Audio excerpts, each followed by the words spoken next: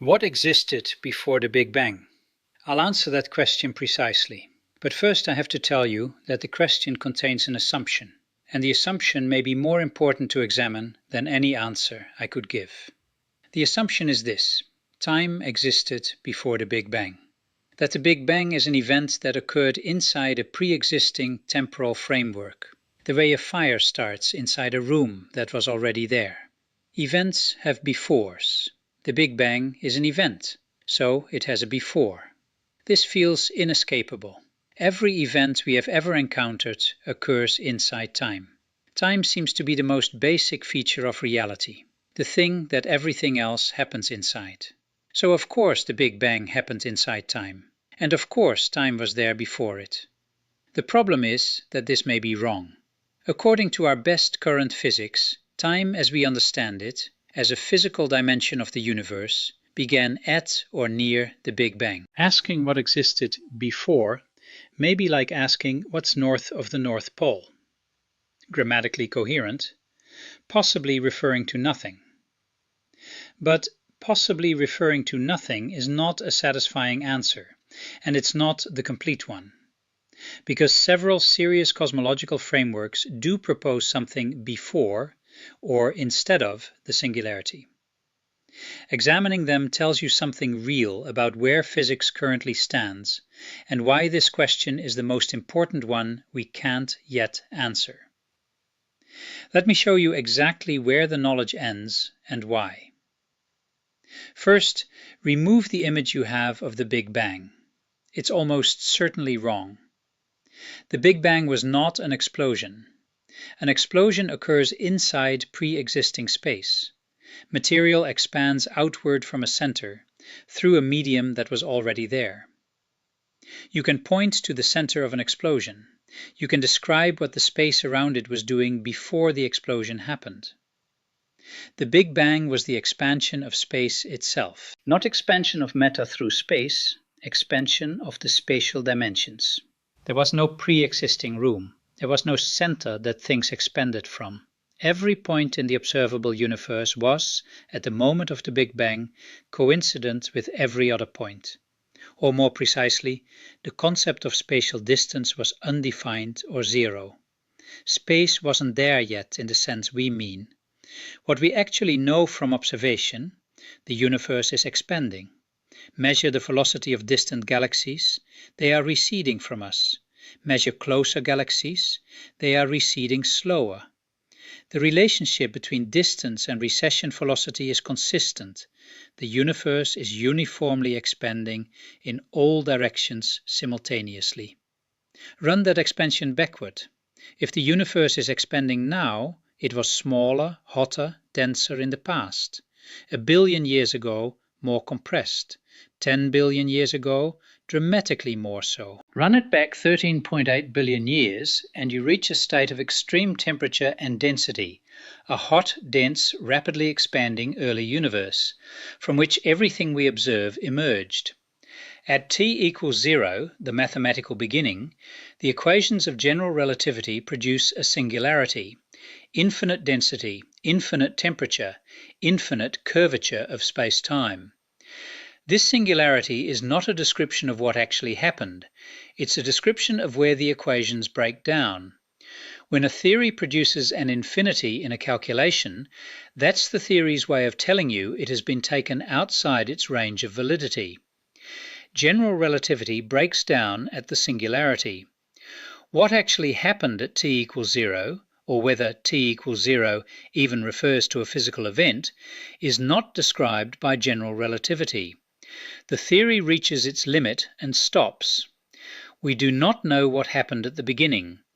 We know what the universe looked like about 1/100th of a second after, with confidence. Earlier than that, our descriptions become progressively less reliable. Before the Planck time, approximately 10 to the power of -43 seconds, we have no reliable physics at all. To understand why before the Big Bang is such a difficult question, you need to understand what time actually is, not the intuitive picture, the physical one. In Newtonian physics, the framework that dominated from the 17th century through the 19th, time is absolute, universal. It flows uniformly throughout the universe, regardless of what's happening in it. It is the container. Events occur inside it. Time is not affected by matter, energy, motion, or anything else. It just runs. Einstein dismantled this. Time is not absolute. It is not a container. Spacetime, the four-dimensional structure that combines three spatial dimensions with one time dimension, is a physical entity with geometry.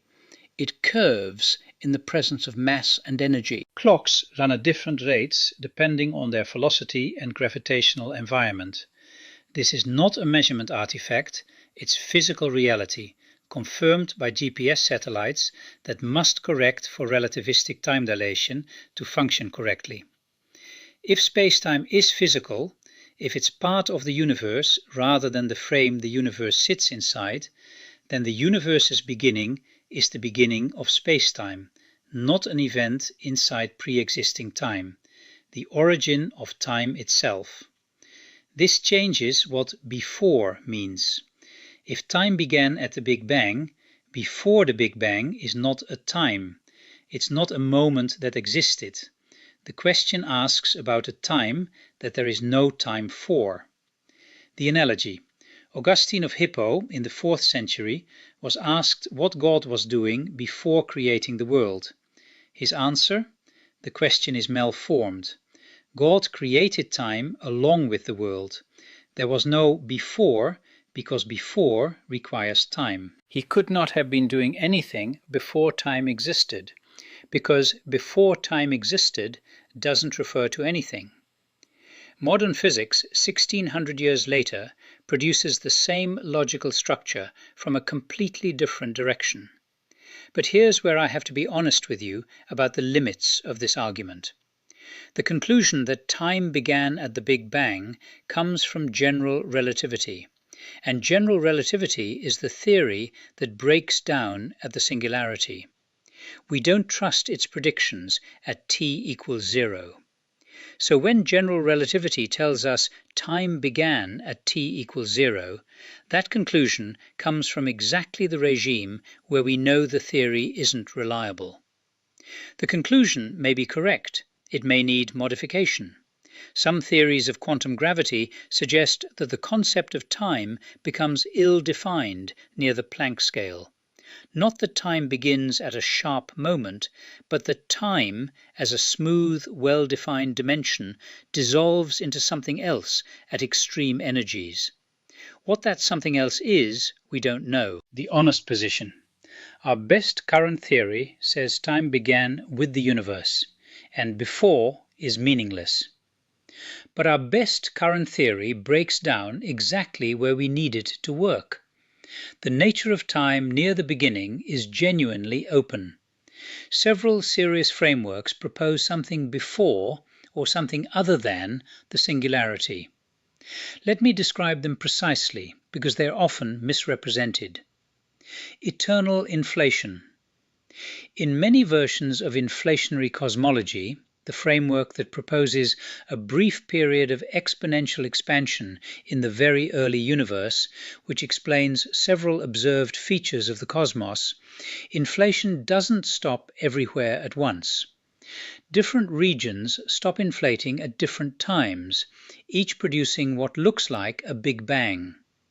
Our Big Bang was one such event, a region of the inflationary field that stopped inflating and transitioned to the hot, dense, expanding state we call the early universe.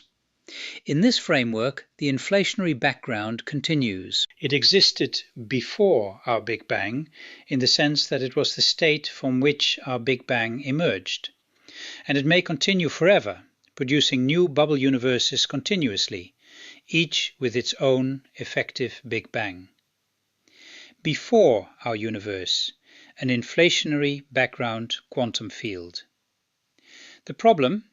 Eternal inflation is difficult to test.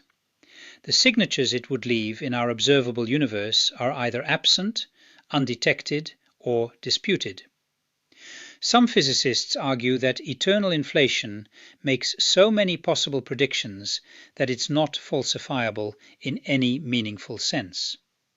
A theory that predicts everything predicts nothing. This debate is ongoing. Bouncing cosmologies. The universe didn't begin at the Big Bang. It reached maximum compression from a previous contracting phase and rebounded into expansion. Our Big Bang is a bounce. Before it, a contracting universe, possibly with its own complex history. Loop quantum cosmology provides a specific mechanism. In classical general relativity, the singularity is unavoidable. Once contraction begins, it proceeds to infinite density.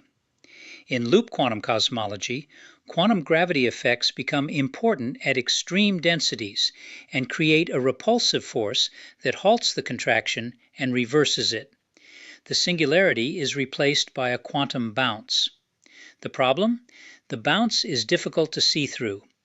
Information about the pre-bounce universe is either destroyed or scrambled at the bounce point. The observational signatures of a previous contracting phase in the current universe are subtle and disputed. It's not clear that we could confirm this framework even in principle. The Hartle-Hawking no-boundary proposal. In this quantum cosmological framework, the universe has no boundary in time, but not because time extends infinitely in both directions.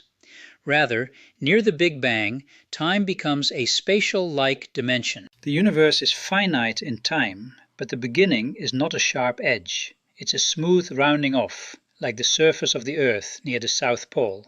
You can travel in all directions from the South Pole. There's no edge, no boundary, nowhere you can't go, but you can't go further south than the South Pole.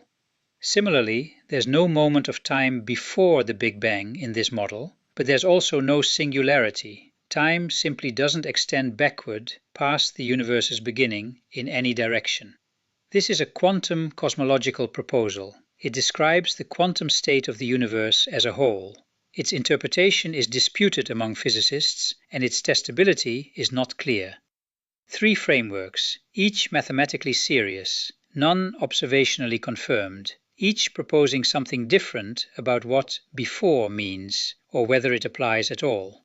The reason we can't answer this question is not a matter of having the wrong instruments or insufficient data, it's a matter of theoretical breakdown. General relativity and quantum mechanics are the 2 most successful theories in the history of physics. Each has been tested with extraordinary precision. Each predicts results confirmed to many decimal places. They are incompatible, not contradictory in their predictions for any regime that's been experimentally tested. Both give correct answers in their respective domains, but the mathematical structures underlying them are fundamentally different in ways that prevent direct combination. Quantum mechanics is built on probability amplitudes and operators in Hilbert spaces. General relativity is built on the differential geometry of curved spacetime. Putting them together in a consistent way, without producing infinities, without violating the principles of either theory, is the central unsolved problem of fundamental physics. At the Big Bang, you need both simultaneously. The universe was extremely small, quantum scales. The universe was extremely massive, gravitational scales. A correct description of t equals 0 requires a theory of quantum gravity.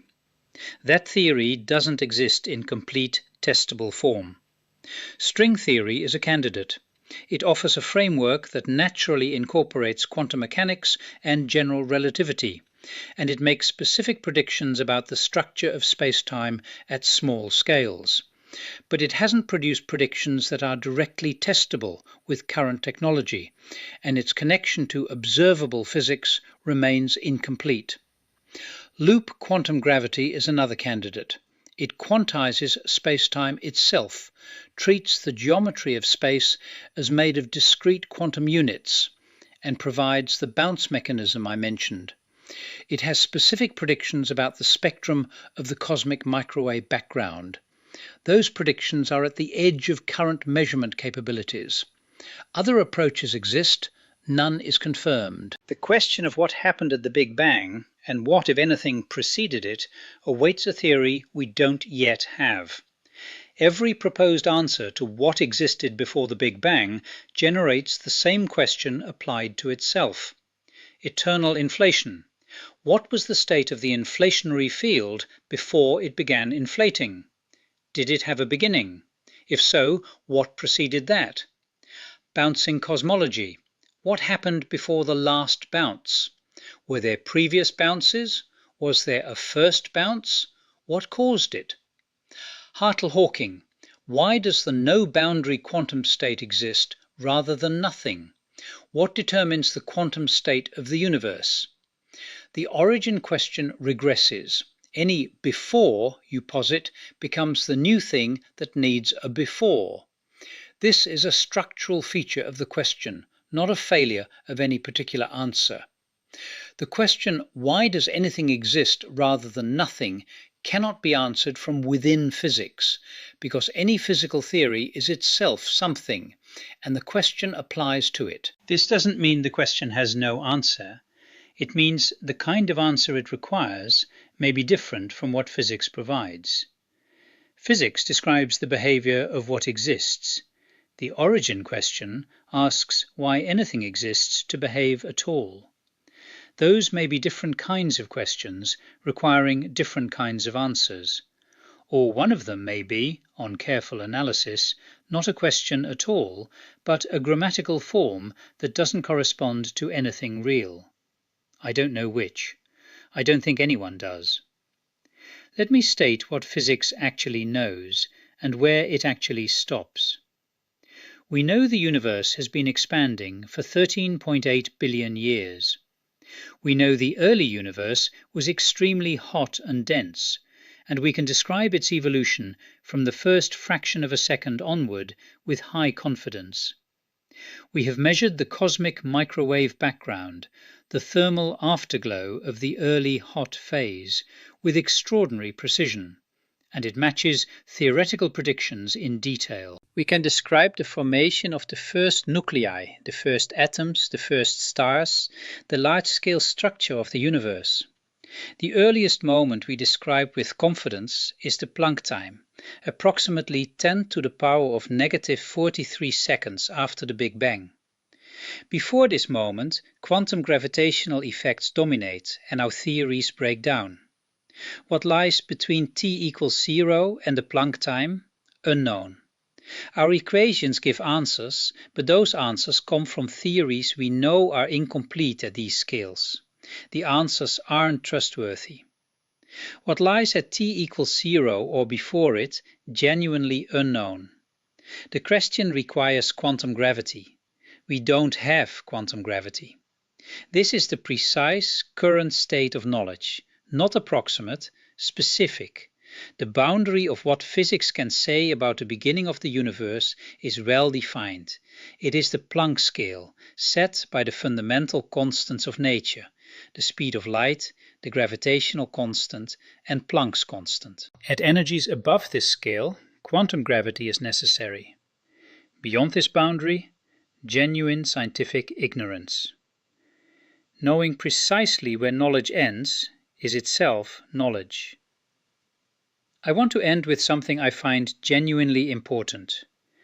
The universe, after 13.8 billion years of expansion and structure formation, produced entities capable of asking what came before it. Those entities, us, developed mathematics precise enough to describe the curvature of spacetime to many decimal places. We detected gravitational waves from black hole mergers a billion light-years away. We imaged the shadow of a black hole 55 million light-years from Earth. We measured the temperature of the cosmic microwave background to 5 decimal places. And we cannot describe the first 10 to the power of negative 43 seconds of the universe's existence. We cannot say what, if anything, preceded it. We don't know whether preceded it means anything. The gap between what we can reach with our best tools and what the question is actually asking, that gap is not a failure. It is the current location of the frontier. Every major advance in physics has come from taking a question that existing theory couldn't answer and building new theory to answer it. Quantum mechanics came from the failure of classical physics to explain blackbody radiation. General relativity came from the incompatibility of Newtonian gravity with special relativity. Quantum gravity will come from the failure of our current theories at the Planck scale.